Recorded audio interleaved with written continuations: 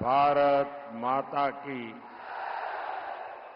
भारत माता की,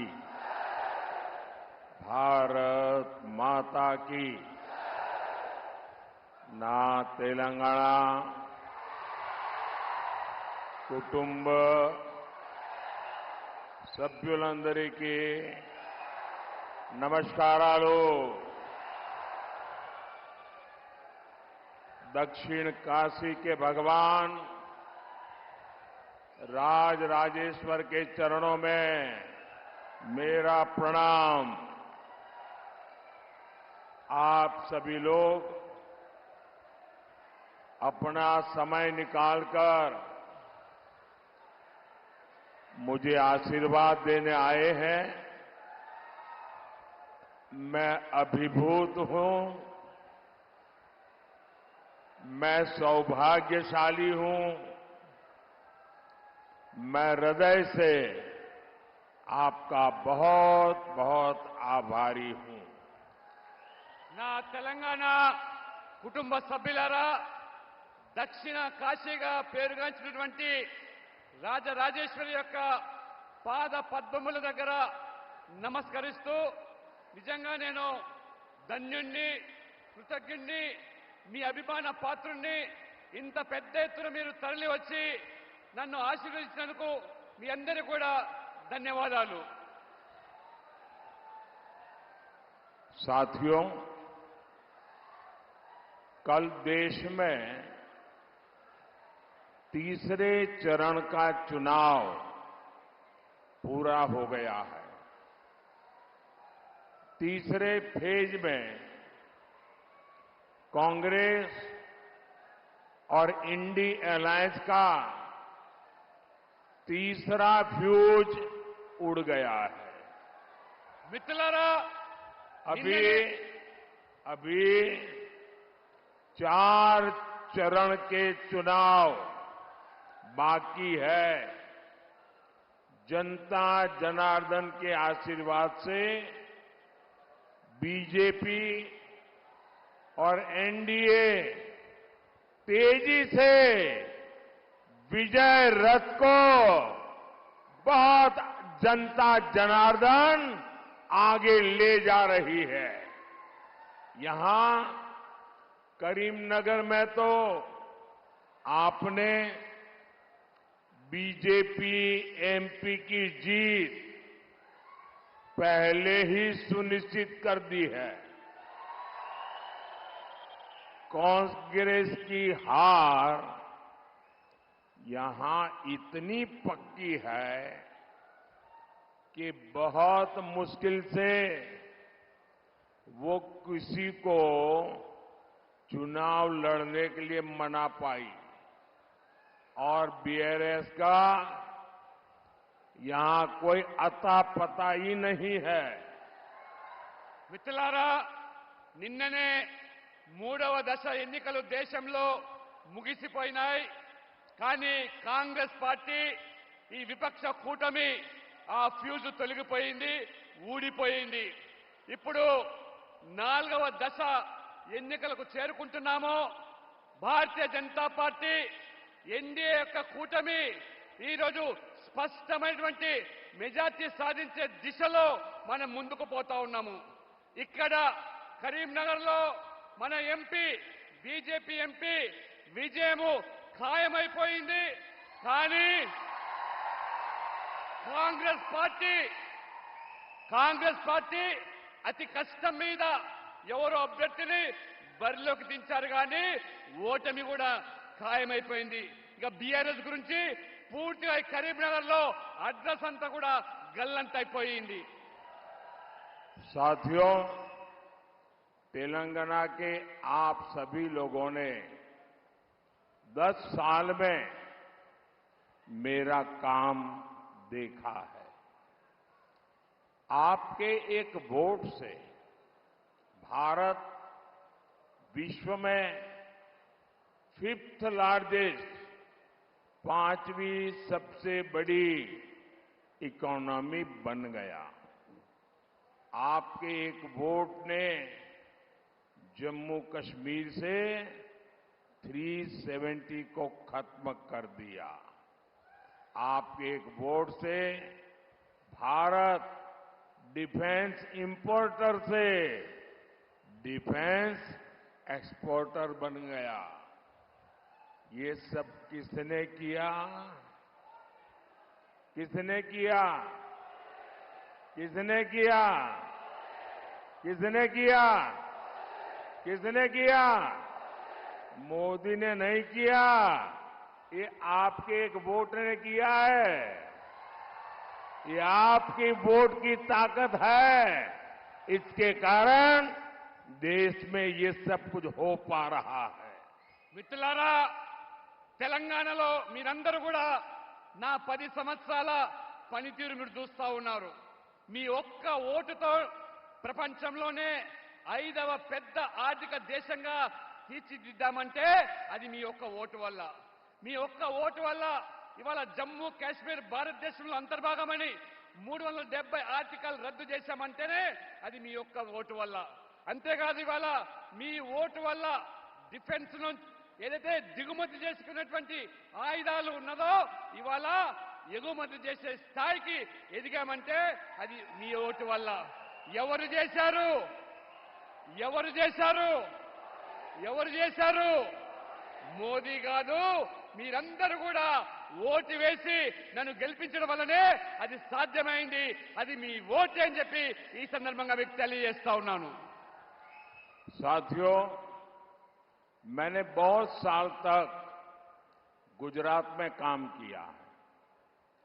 सारे चुनाव मैं वहां जीत जाता था, लेकिन गुजरात में भी अगर मोदी को सुबह 10 बजे इतनी बड़ी रैली करनी है तो मैं कभी नहीं कर पाता था।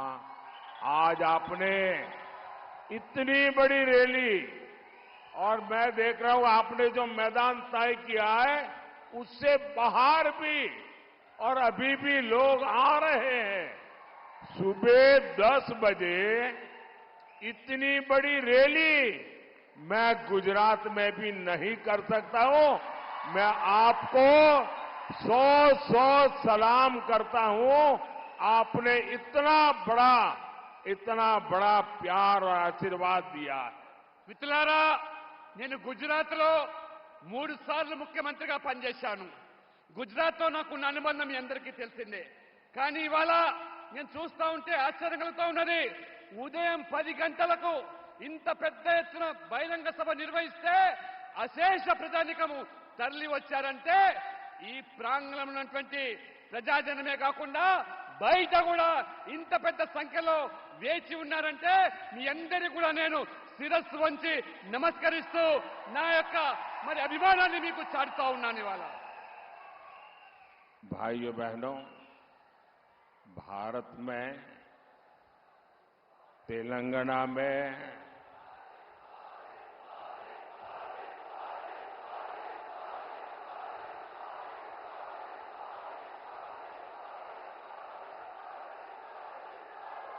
साथियों, चाहे भारत की बात हो, चाहे तेलंगाना की बात हो, हमारे देश में सामर्थ्य की कभी कमी नहीं रही। लेकिन कांग्रेस सरकारों ने इतने वर्षों तक एक ही काम किया। आप मुझे बताइए, कांग्रेस ने देश के हर सामर्थ्य को तबाह किया कि नहीं किया? कांग्रेस ने देश की अर्थव्यवस्था को तबाह किया कि नहीं किया?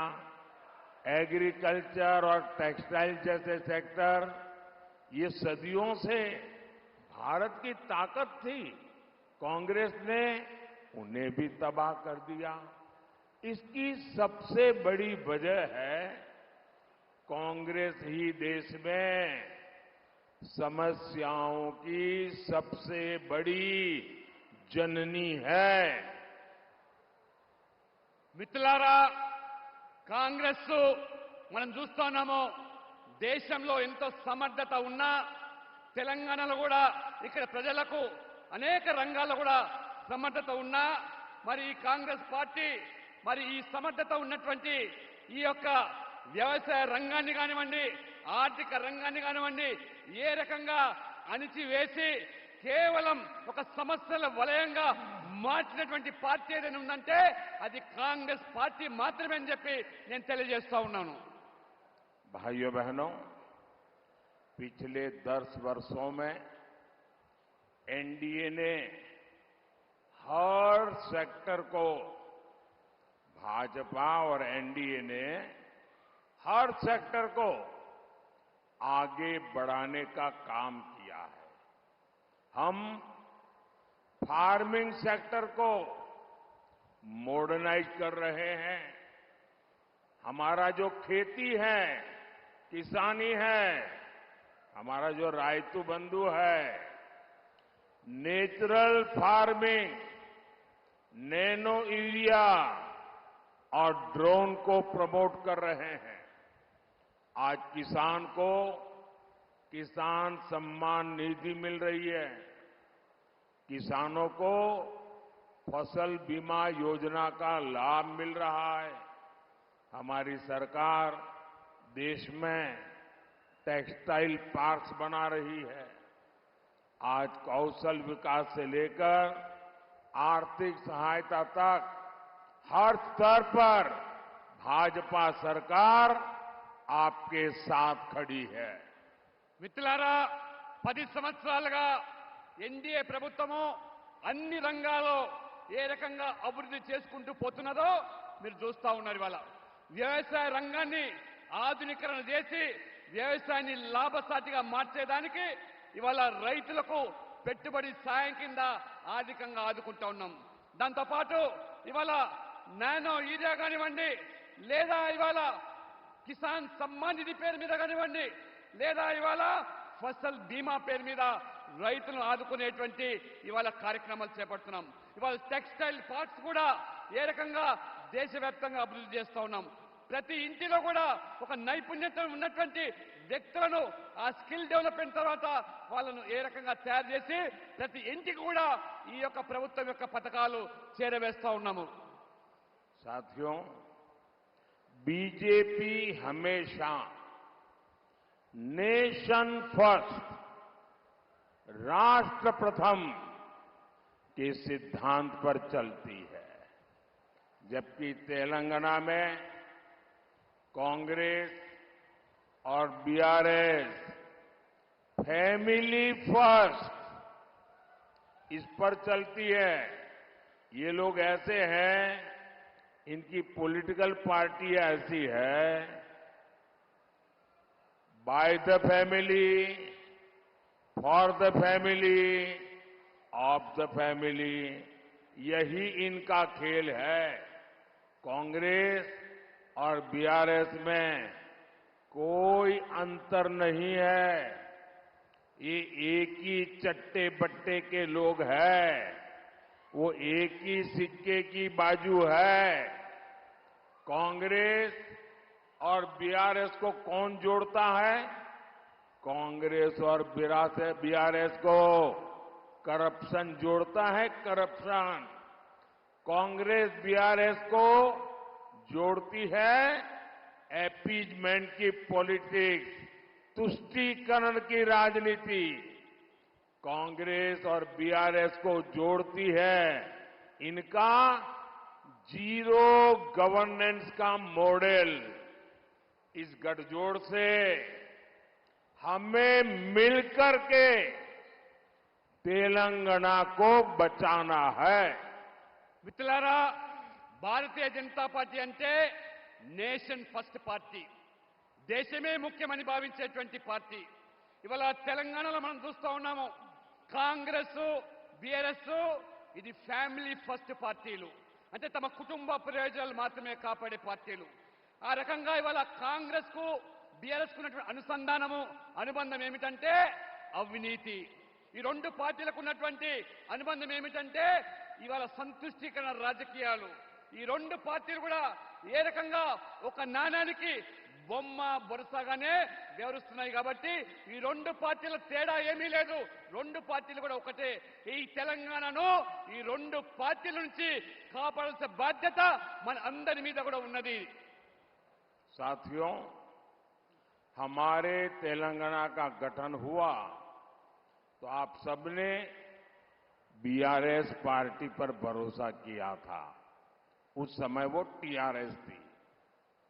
अपनी फैमिली के लिए बीआरएस ने तेलंगाना की सारी फैमिलीज के सपने तोड़ दिए।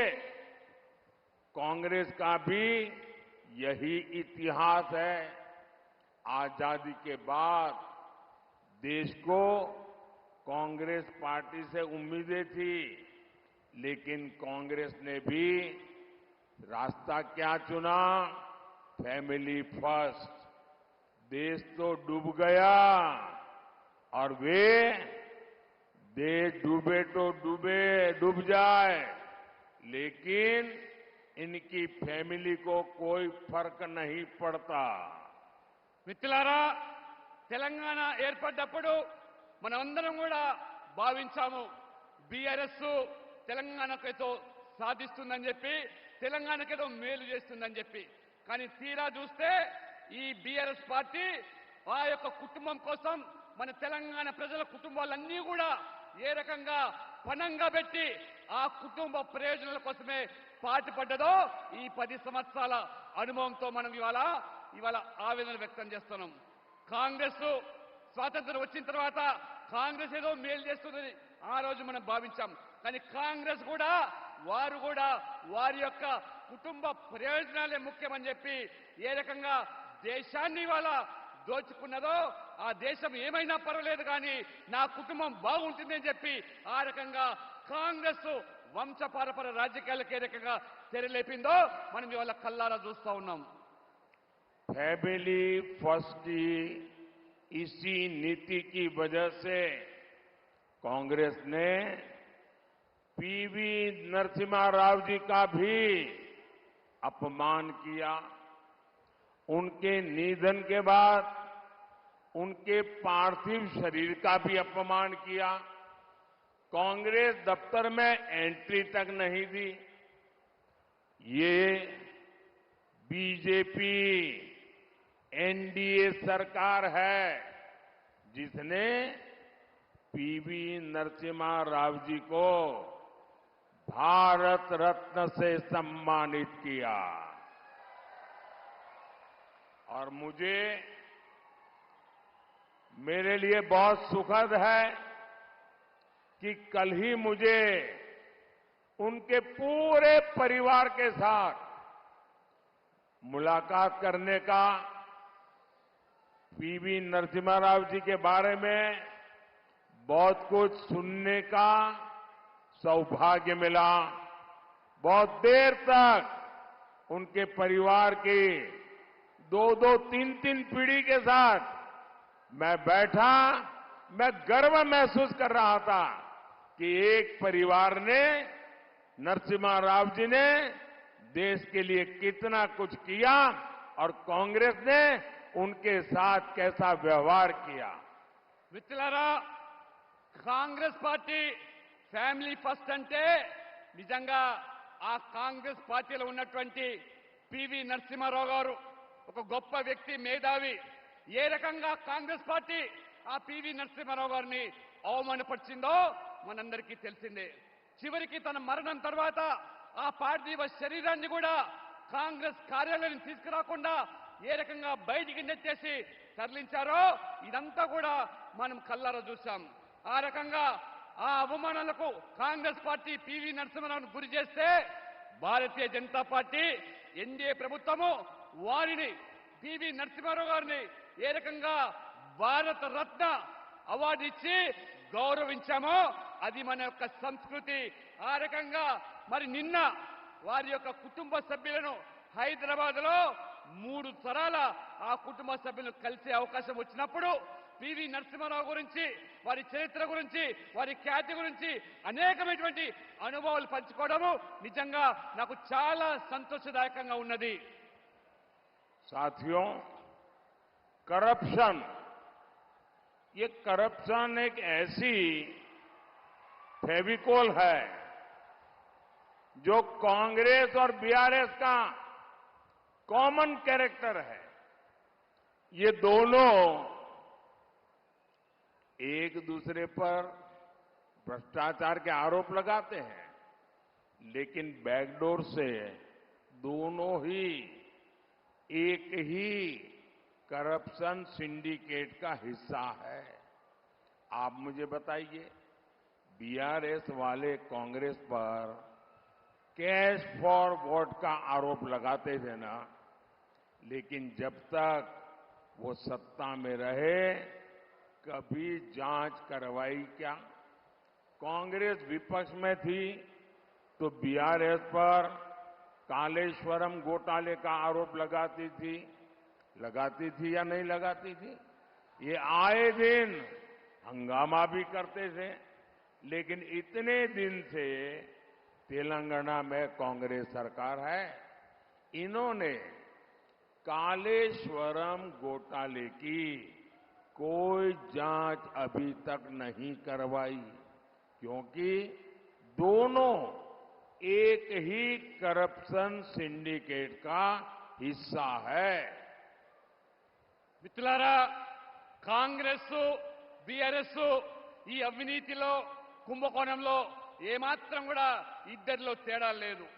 ఆ రోజు మరి కాంగ్రెస్ పార్టీ ప్రతిపక్షంలో ఉన్నప్పుడు ఏ రకంగా బీఆర్ఎస్ యొక్క అవినీతి గురించి మాట్లాడారు, అదే రకంగా మరి బీఆర్ఎస్ పార్టీ ఆనాడు ఓట్ ఫర్ నోట్ కేసులో కాంగ్రెస్ నాయకులు చిక్కిన తర్వాత మళ్ళీ ఇప్పటి వరకు కూడా దాని మీద విచారణ లేదు, దర్యాప్తు లేదు. కానీ ఒకరినొకరు కాపాడుకునే ప్రయత్నం.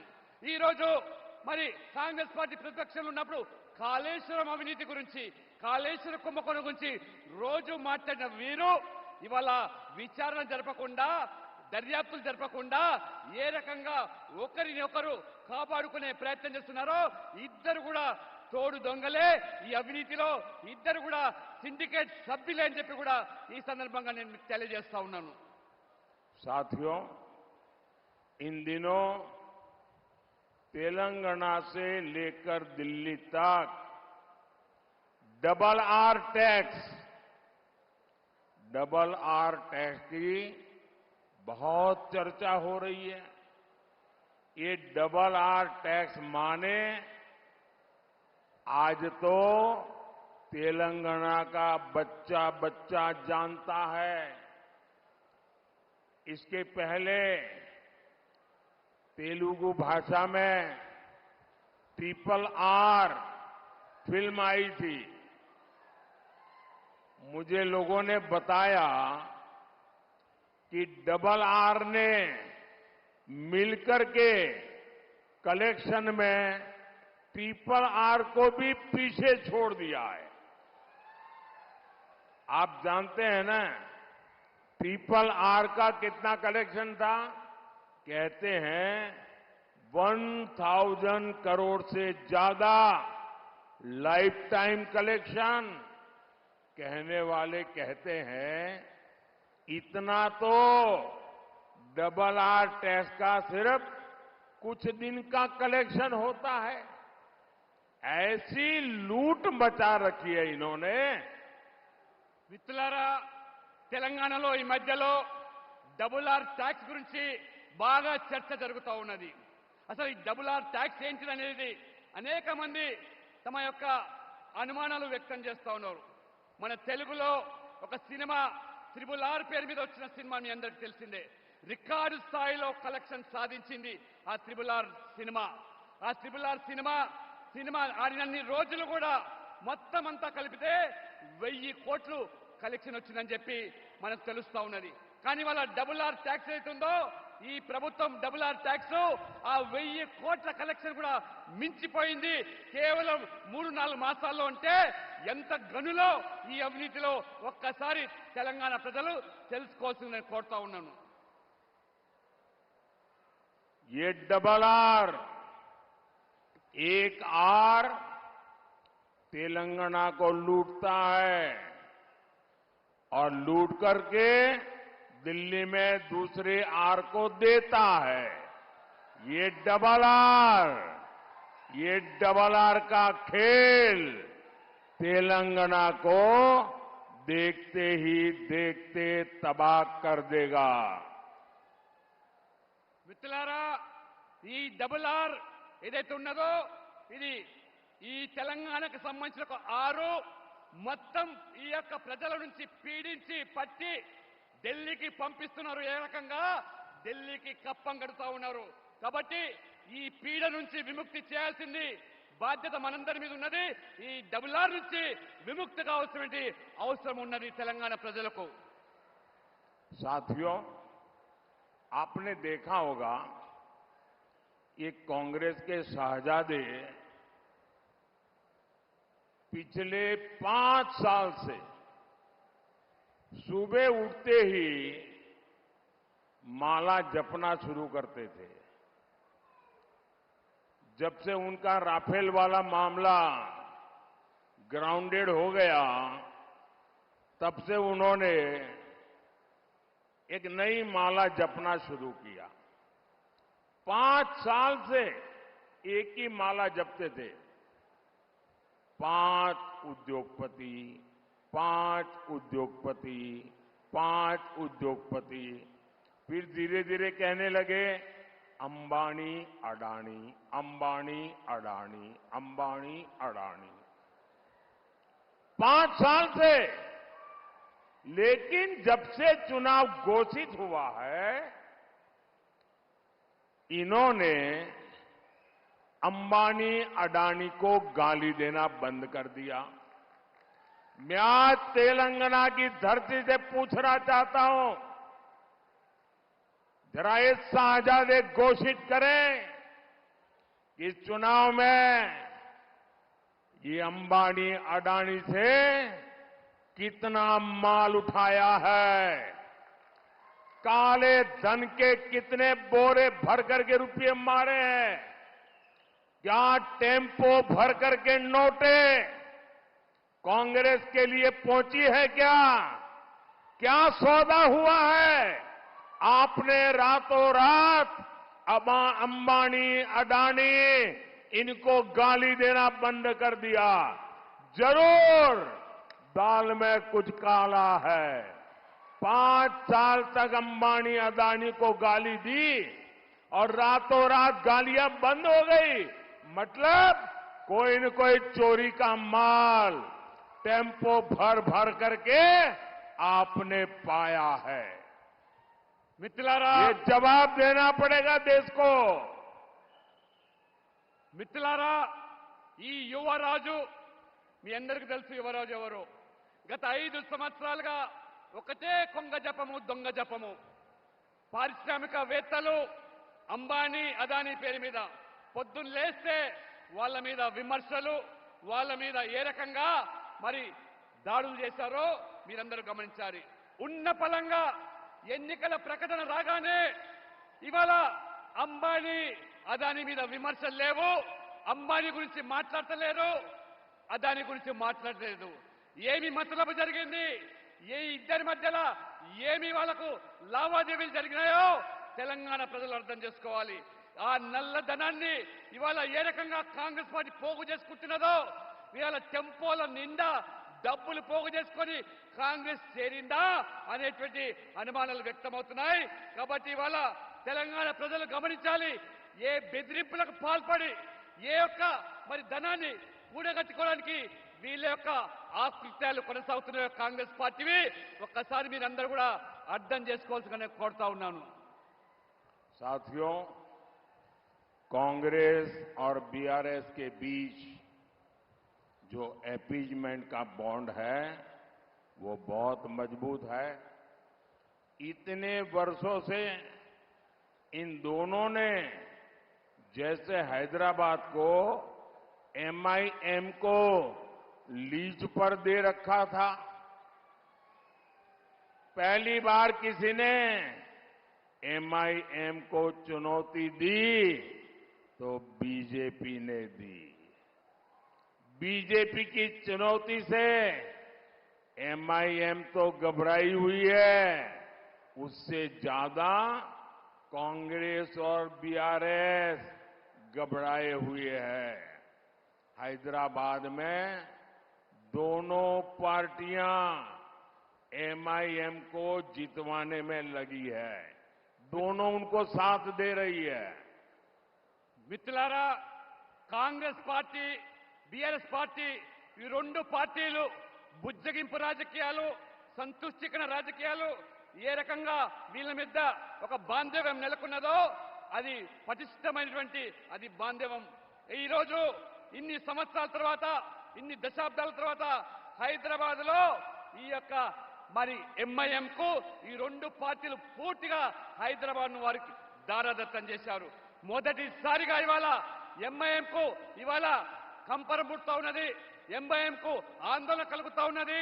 ఇవాళ భారతీయ జనతా పార్టీ హైదరాబాద్ లో ఎంఐఎం కు ధీటైనటువంటి పోటీ ఇవ్వడం వల్ల ఏ రకంగా బీఆర్ఎస్ కాంగ్రెస్ రెండు పార్టీలు కలిసి ఎంఐఎం ను గెలిపించడానికి ఎన్ని పన్నాగాలు పడుతున్నారో, ఎన్ని కుట్రలు పడుతున్నారో ఇవాళ ఎంఐఎం అయితే పూర్తిగా ఇవాళ మళ్ళా చిట్టిపోతా ఉన్నది, పూర్తిగా ఆందోళన వ్యక్తం చేస్తున్నది. దానికి మించి ఇవాళ కాంగ్రెస్ బీఆర్ఎస్ కూడా ఎక్కడ ఎంఐఎం ఓడిపోతాయనేటువంటి బాధను వారు వ్యక్తం చేస్తా ఉన్నారు. साथियों, कांग्रेस पार्टी के तुष्टीकरण की कीमत सबसे ज्यादा एससी, एसटी और बीसी समाज को चुकानी पड़ती। अब कांग्रेस फिर एक बार इस समाज के खिलाफ षड्यंत्र कर रही है। बाबा साहब आंबेडकर ने आरक्षण दिया, आरक्षण का अधिकार दिया, संविधान के तहत दिया। हमारा संविधान भी रिलीजन के आधार पर, संप्रदाय के आधार पर रिजर्वेशन के खिलाफ है। बाबा साहब आंबेडकर भी संप्रदाय के आधार पर रिजर्वेशन के खिलाफ रहे हैं, लेकिन कांग्रेस आपका रिजर्वेशन छीनकर, आप में डाका डालकर, आप में से लूट चलाकर, आपको बाबा साहब आंबेडकर ने जो रिजर्वेशन दिया है वो छीनकर अपने वोट बैंक को देना चाहती है। कल ही इंडी एलायंस के एक बड़े चेहरे ने खुलेआम कहा है कि मुसलमानों को रिजर्वेशन देना चाहिए, और वो कहते हैं सिर्फ देना चाहिए ऐसा नहीं, पूरा का पूरा देना चाहिए। यानी एससी, एसटी, बीसी समाज को आज जितना रिजर्वेशन मिल रहा है ये छीन करके, पूरी तरह छीन करके मुस्लिमों को देना चाहते हैं। इसलिए ये लोग मादिगा समाज को भी उनका हक दिए जाने के खिलाफ है। మిత్రులారా, కాంగ్రెస్ పార్టీ ఈ సంతుష్టికరణ రాజకీయాలు ఏ స్థాయికి ఇవాళ వెళ్ళాయంటే, ఇవాళ డాక్టర్ బాబాసాహెబ్ అంబేద్కర్ రాజ్యాంగంలో పొందుపరిచినటువంటి సామాజిక వివక్ష గురైనటువంటి ఎస్సీ, ఎస్టీ, బీసీలకు ఉన్న రిజర్వేషన్లను ఏ రకంగా గండి కొట్టి అవి కేవలము ఓటు బ్యాంకు రాజకీయాల్లో భాగంగా ముస్లింలకే చెందాలని చెప్పి ఇవాళ కాంగ్రెస్ నాయకులు మాట్లాడుతున్నారు. నిన్న ఒక కాంగ్రెస్ బడా నాయకుడు, పెద్ద నాయకుడు మాట్లాడుతున్నారు, మొత్తం రిజర్వేషన్లన్నీ కూడా ఇవాళ ముస్లింలకే చెందాలని చెప్పి వారు మాట్లాడుతున్నారంటే వారికి ఎస్సీ, ఎస్టీ, బీసీల పట్ల ఎంత వ్యతిరేక భావన ఉన్నదో, ఏ రకంగా వాళ్లకు వివక్ష కనబరుస్తున్నదో ఇది కాంగ్రెస్ పార్టీ యొక్క నైజం. మరి అదే రకంగా ఇవాళ సమాజంలో ఎస్సీ వర్గీకరణలో భాగంగా మాదిగలకు న్యాయం చేయాలని చెప్పి ఇక్కడ మాదిగలు కోరుతా ఉంటే ఇవాళ ఆ మాదిగలకు వ్యతిరేకంగా ఇవాళ కాంగ్రెస్ పార్టీ రిజర్వేషన్లన్నీ కూడా ఇవాళ ముస్లింలకే చెందాలి మాట్లాడుతున్నదంటే ఒక్కసారి మీరు ఆలోచన చేయాలి. వీరి సామాజిక న్యాయం అనేది కేవలం ఒక వర్గం వారి కోసమే అని చెప్పి నేను అడుగుతా ఉన్నాను. साथियों, हमारा तेलंगाना संस्कृति और श्रद्धा वाला राज्य है। अयोध्या में राम मंदिर बना,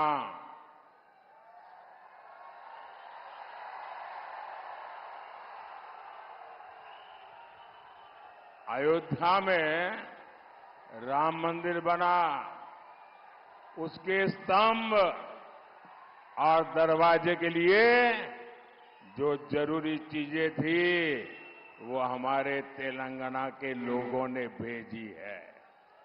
वो दरवाजे आज मंदिर की शोभा बढ़ा रहे हैं। आज देश का हर व्यक्ति अयोध्या में राम लला की झलक पाना चाहता है, लेकिन कांग्रेस पार्टी के मंसूबे जानते हैं क्या है? आप मुझे बताइए, राम मंदिर बनने से आप लोग खुश है ना? राम मंदिर से आप लोग खुश है ना? आपको आनंद हुआ कि नहीं हुआ? लेकिन कांग्रेस पार्टी दुखी है, कांग्रेस पार्टी गुस्से में है। कांग्रेस पार्टी राम मंदिर में ताला डलवाना चाहती है और ये खुलासा कांग्रेस में शाही परिवार के पूर्व सलाहकार ने किया है। उन्होंने बताया कांग्रेस के साझादे कोर्ट का फैसला पलटकर राम मंदिर निर्माण रोकने की प्लानिंग कर रहे थे। उन्होंने अपने करीबियों से एक मीटिंग में कहा था कि कांग्रेस सरकार आएगी तो ये कोर्ट का फैसला पलट देंगे। आप मुझे बताइए, कांग्रेस के इन इरादों को जवाब मिलेगा कि नहीं मिलेगा? जोरदार जवाब मिलेगा।